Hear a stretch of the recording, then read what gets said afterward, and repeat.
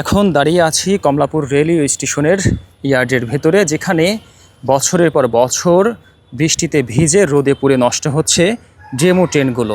চীন থেকে আনা এই ডেমো ট্রেনগুলো চলাচলের 2-3 বছরের মাথায় যে অচল হয়ে পড়ে থাকে, এরপর আর ঠিক সচল হওয়ার কোনো দৃশ্য দেখা যায়নি। একসময় ঢাকা, নারায়ণগঞ্জ, ঢাকা, টঙ্গী সহ দেশের বিভিন্ন রুটে স্বল্প দূরত্বের যাত্রীদের ভরসা ছিল ডেমো ট্রেন। 2013-14 সালে চীন থেকে কোটি টাকা ব্যয়ে কেনা হয় 20টি আধুনিক এই ডেমো ট্রেন, যা এখন অচল হয়ে পড়ে আছে খোলা আকাশের নিচে। এসি চালিত আরামদায়ক যাতায়াতের বাহন এখন কুকুর, মাকড়সার জাল আর নানা ধরনের পোকামাকড়ের বসতবাড়ি। চালকের ড্যাশবোর্ড দেখে বোঝার উপায় নেই কেমন চকচকে ছিল ডেমো ট্রেন।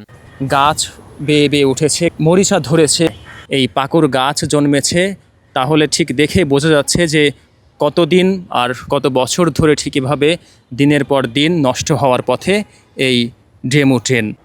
বাহিরের অবস্থা দেখেছেন, রেল বগির অনেক স্থানেই গাছ জন্মেছে এবং এই ভুতুড়ে পরিবেশের মধ্যে যে রেল বগিগুলো পড়ে আছে, মূলত ডেমো ট্রেনের এই ড্যাশবোর্ডের এখানে আমি এখন আছি এবং এই ড্যাশবোর্ডের অবস্থা দেখলে আপনি বুঝতে পারবেন না যে আসলে এই ড্যাশবোর্ড যে রেলের নাকি অন্য কোনো এক ধ্বংসস্তূপের মধ্যে আমি এখন বসে আছি। অবহেলায় পড়ে থেকে রাষ্ট্রের কোটি কোটি টাকার সম্পদ এখন প্রায় পরিত্যক্ত হওয়ার পথে।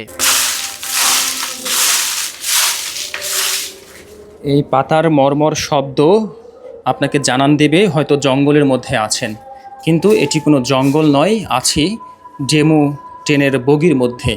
জনগণের 654 কোটি টাকা বলা যায় যে এভাবেই দিনের পর দিন রোদে পড়ে বৃষ্টিতে ভিজে নষ্ট হচ্ছে। এর আগে 30 লাখ টাকা খরচে দেশীয় প্রযুক্তিতে এই ট্রেন সচলের উদ্যোগ নেওয়া হলেও তা কোনোই কাজে আসেনি।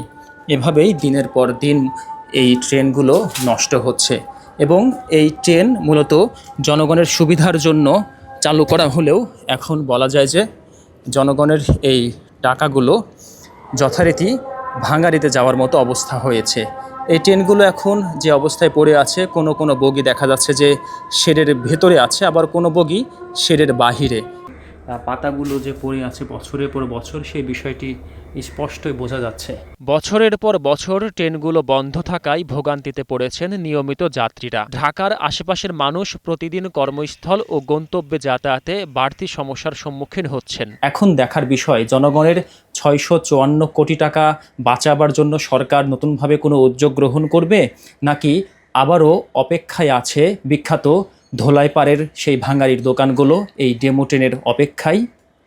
আব্দুল কাদের নাহিদ, 21 টেলিভিশন, ঢাকা।